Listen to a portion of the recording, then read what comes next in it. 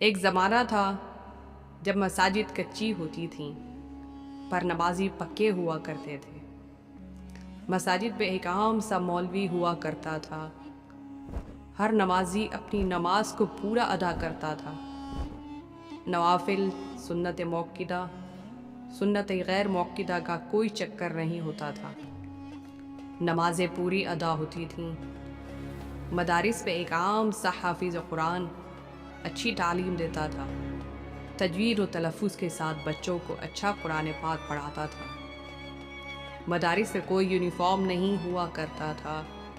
گھر کے کپڑوں میں بچے بچیاں قرآن کی تعلیم حاصل کرتے تھے۔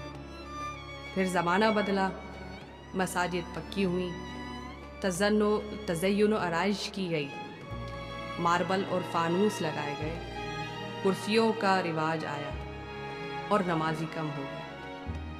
مساجد ایک عام مولوی سے چھین کر نامی گرامی علماء و مفتیان کرام کے ہاتھ میں آئیں تو سنت موقدہ اور فرق بتایا گیا۔ نوافل کی اہمیت کو ختم کر کے نماز کو فرض و سنت موقدہ تک محدود کر دیا گیا۔ نوافل اور سنت غیر موقدہ کی اہمیت کو بالکل ختم کر دیا گیا۔ ہمیں الجھا دیا گیا فطروں میں۔ فرقہ وارائیت کی آگ کو پھونک مار مار کر مزید تقویت بخشی گئی۔ دارس بنے، تعلیم کا معیار بڑھا، پر اخلاقیات اور معاشرتی آداب سے دور کر دیا گیا۔ ممبروں پر جو کبھی اخلاقی اور معاشرتی تربیت فراہم کرتے تھے، وہ گالی گلوچ اور دوسرے گروہ پر کفر کے فتوے لگاتے ہوئے دیکھے گئے۔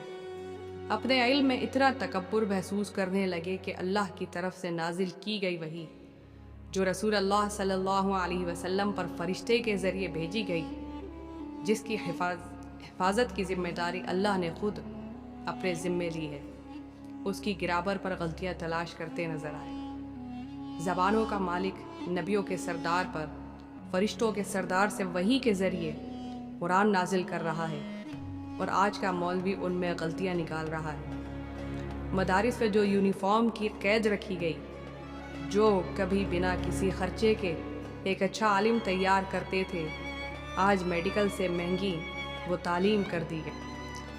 ہر گلی میں مدارس 3 منزلہ بن گئے، پر ایک اچھا عالم مفتی تیار نہیں ہو رہا۔ اجتماعات میں کروڑوں لوگ شرکت کر رہے ہیں۔ بڑی بڑی کاروباری شخصیات ان علماء کی مرید ہیں، پر ناپ تول میں کمی، دال، چاول، دیگر اشیاء خوردوش میں ملاوٹ عام سی بات ہے۔ ناجائز منافع خوری، غیر معیاری اشیاء کی فروخت عام سی بات ہے۔ 75% پاکستان کے مسلمان 12 ربیع اول پر خوشی مناتے ہیں۔ رمضان میں 80% مسلمان روزہ رکھتے ہیں۔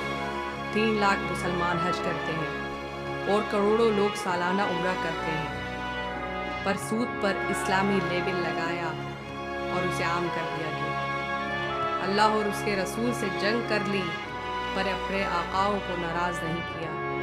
امریکہ اور یورپ کے آفیشل وزٹ ہو رہے ہیں، وہاں کی یونیورسٹیز کے لائف ٹائم چانسلر بن رہے ہیں، اعزازی PhD کی ڈگریوں سے نوازا جا رہا ہے۔ ہمیں ہمیشہ سکھایا گیا کہ امریکہ، یورپ ہمارے دشمن ہیں، وہ اسلام کے دشمن ہیں، اور اپنے بچوں کو وہاں اعلیٰ تعلیم کے لیے بھیجا جا رہا ہے۔ اس بات کا آپ سے ذکر کرنے کا مقصد یہ ہے کہ ہمارے اوپر ہونے والی تنگیاں، پریشانیاں، مصیبتیں، بے برکتیاں ان گناہوں کی وجہ سے ہیں۔